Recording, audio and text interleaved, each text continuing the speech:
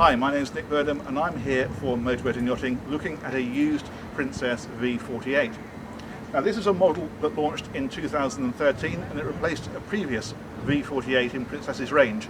But this wasn't an update, this was a completely ground up, brand new model. They really started from scratch with this boat, and we'll go on board and I'll show you exactly what I mean. So the first interesting thing about this boat is the fact that Princess made two versions of it. The previous V48 was very much an open cockpit boat with a hardtop, so this was all cockpit out here with a big sun pad on the back and a dinghy inside it. And you could have this boat with a very similar layout, so you had a big sun pad at the back, that would take a Williams 325 dinghy, and then your cockpit area was all on this level going forward. But the other version they brought out was the one we're on today. This is the deck saloon version. They've done away with the garage. You have a hydraulic platform on the back for your dinghy instead, and then you have a big seating area around here and a table and a wet bar, and then forward of this you have your deck saloon. So of course this area here is the big difference with this boat. If you opt for the deck saloon version, you get these doors at the back here, and this is much more like the saloon of a flybridge boat.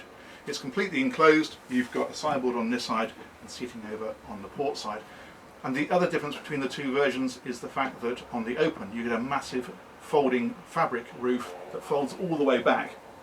On this one it's a solid roof and it slides into the headlining above me here and has glass panels in it, which means even when it is all closed up you've still got plenty of natural light in here. Princess sold about 50-50 of the two different versions, and as you'd expect, the deck saloon was very popular in Northern Europe and the Med was much more popular with the open versions.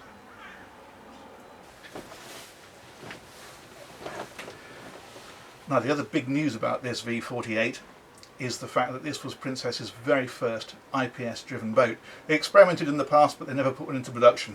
With this boat they went all out. It was only IPS, and they're IPS 600 engines.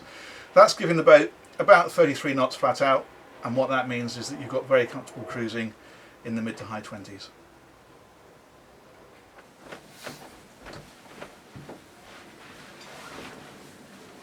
Now the other big news with this model compared to its predecessor is just how much more volume Princess got into it.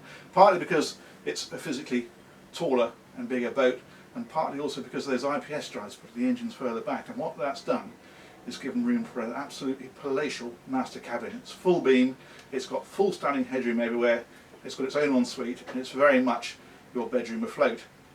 Further forward, where you've got a dinette here, Princess actually offered this with a third cabin option, so you could have bunks here instead.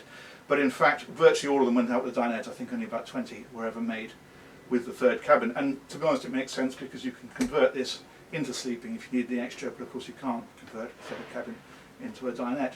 Your galley is opposite. You've got a full height fridge freezer there, and then further forward you've got a guest cabin that's got scissor beds, so you can either have a V-berth with two singles, or you can bring them together, make that into a double, and that has ensuite access to the day heads.